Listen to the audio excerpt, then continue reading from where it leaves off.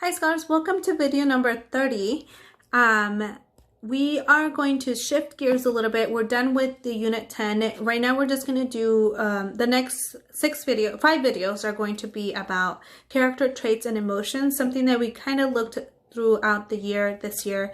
As you know, it's important to understand how a character feels and who the character is in order for you to understand why they do certain things or why they say certain things.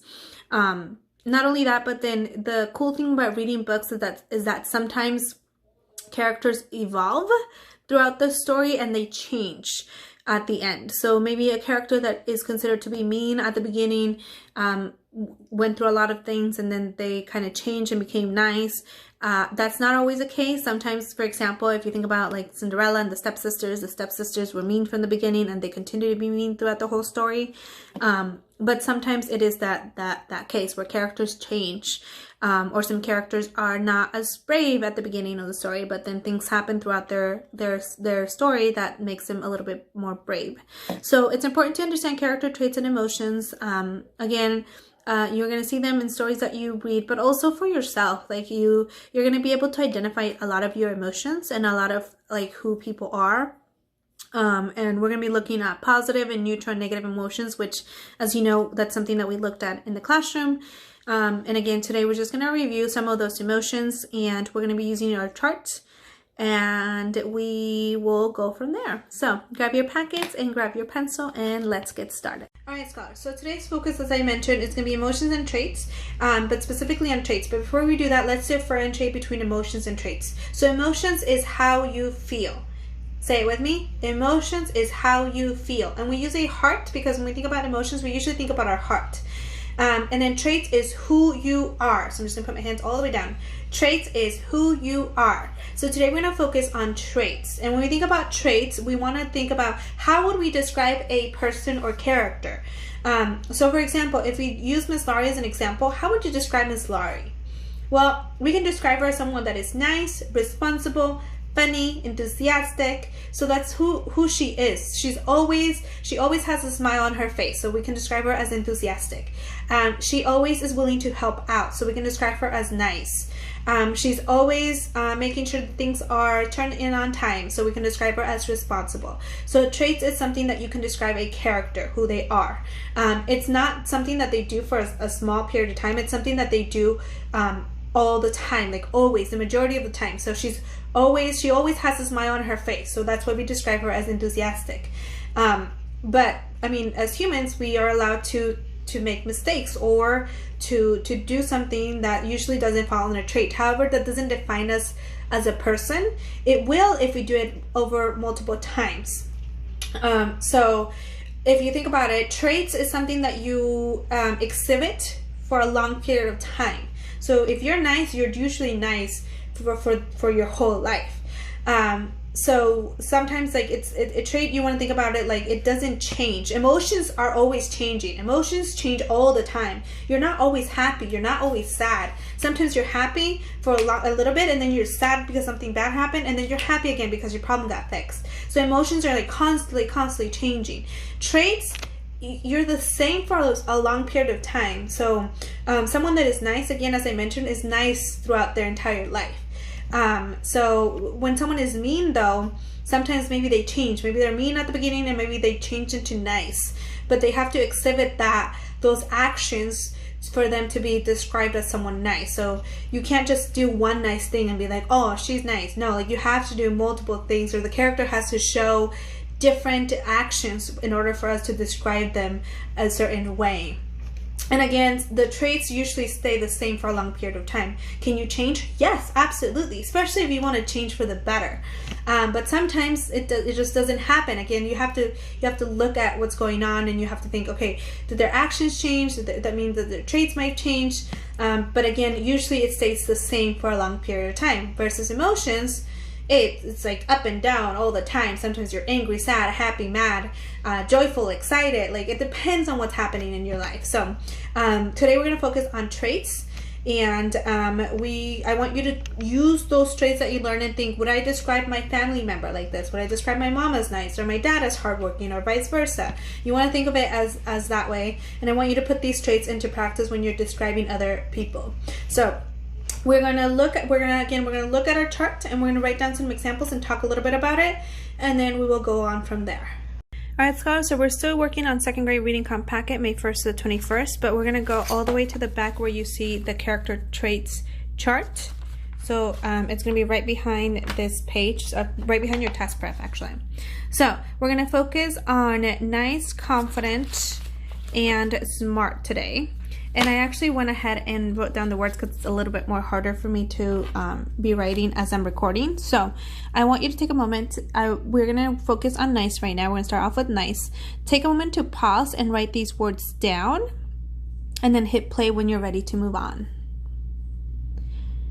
Alrighty, so now you should have written down the words. So we have compassionate, kind, considerate, kind-hearted, agreeable, pleasant, helpful, thoughtful, friendly. So when you think about nice, you want to think about someone that is helpful, compassionate, kind, considerate. So all of these are synonyms, meaning that they have similar meanings. So I'm going to draw a smiley face right next to nice, because when you think about someone that is nice, it's usually someone that's like helpful and always like happy to help you, and it's really kind.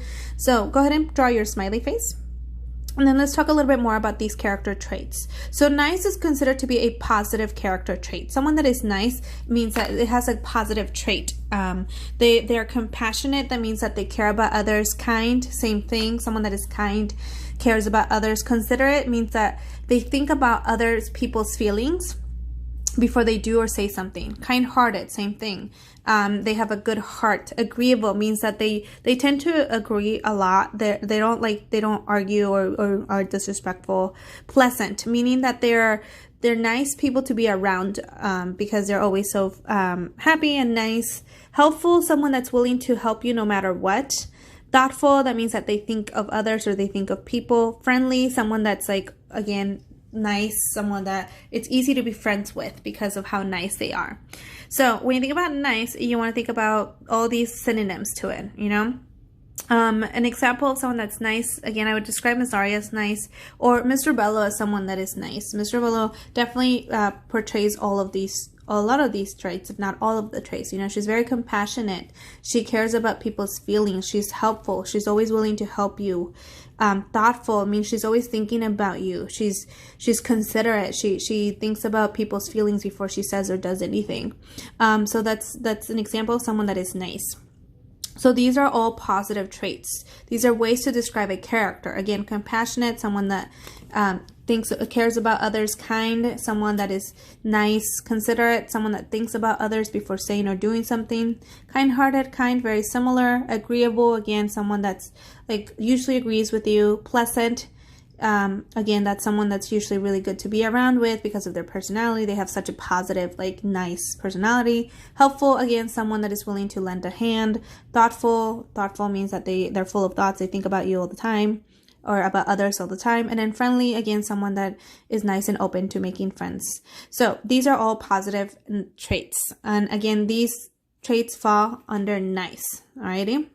But you don't want to just say, oh, she's so nice. You can be like, oh, Mr. Bello is so thoughtful because she bought me a mug as a birthday gift, right? So that's someone that thought about me. Or you can say, Miss Lori is so considerate because she understood that I couldn't do an assignment due to a personal matter. Or a very personal, or an emergency, a family emergency. So you want to think about all those like traits, and again, kind of gear away from nice. You want to use all these synonyms to kind of describe a character. So now that we have nice, let's go into confident. Alrighty, so someone that is confident and self-reliant or proud. So when we think about confident, we're going to draw like a thumb up. Okay, so that's when we think about confidence. All right, so someone that is confident is someone that is like always like stands tall, is always very proud. It's always like nothing bothers them, in the sense that like when they're asked to do a presentation in front of people, they're not going to be like extremely nervous. They're just going to go up there and do their presentation and connect with the audience. So someone that is confident, and that falls under the positive trait. It's good to feel confident, right? Again, you want to think about someone, usually you can tell if a person is confident because like they're usually either standing or sitting up straight. Their head is up, like their head is like facing up, not like up in the ceiling, but like straight. There you can see like their posture. It's all about posture to show confidence. So again, back is straight, voice is loud and proud. They're not like shaky or nervous or anything. So that's someone that would be considered confident. Now, if we move on into our third trait that we're going to look at today, that's also a positive trait. We have the trait smart. And I'm going to draw a little brain. I don't think that looks like a brain, guys. I'm sorry. So let's go draw a brain. When you think about, I don't know. Okay, I'm going to draw a head. And then inside the head, there's going to be a brain. Okay. So there's a brain right there. Here's someone nice. Okay. And this is supposed to be a mouth. And there's a nose. Okay. So someone that is smart. I'm sorry, guys. I was like so focused on the brain that I forgot the word. There's a brain. Okay. Someone that is smart is intelligent, brilliant, clever, skillful. And take a moment to pause and write these down again. And then hit play when you're ready to discuss. So someone that is smart is intelligent, brilliant, clever, skillful, wise, bright, sharp, and brainy. Alrighty. So when you think about smart, is someone that like is like able to understand things pretty quickly, or is brilliant or clever. We describe like Einstein was brilliant. He was a very brilliant guy, or he was very smart. Smart is a positive trait. Now that I realize that, guys, that does not look like a brain. Sorry, that's gonna bother me. Let me fix this. Okay, so I'm gonna draw like a head, nose, there you go, mouth, eyes, and here's a brain. That looks more like it. Sort of. I'm sorry, guys. You know I'm not an artist. Try your best, please.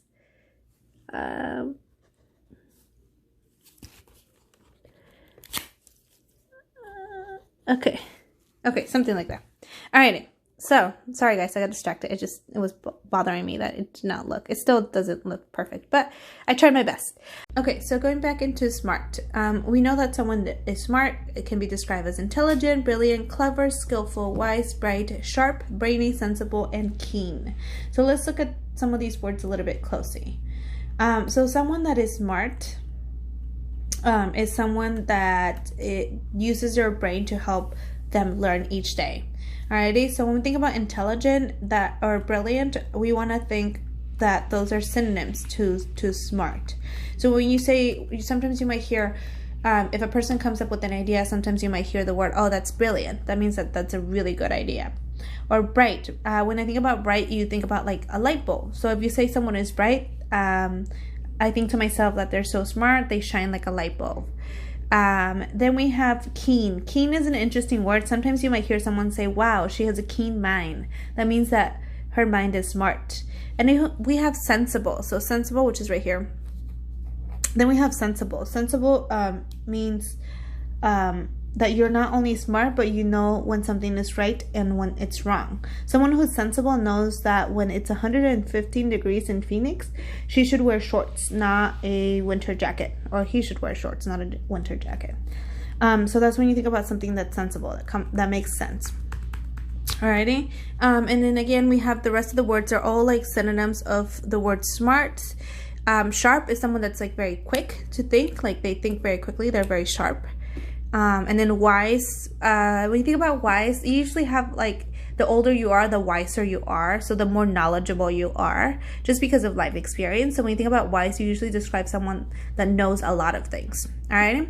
So now that we review all of these positive character traits, we looked at nice, confident, and smart.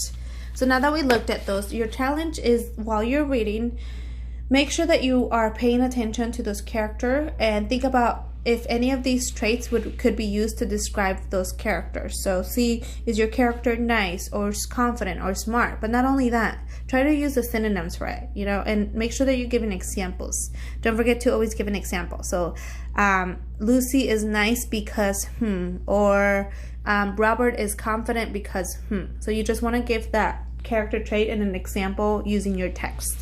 Alrighty?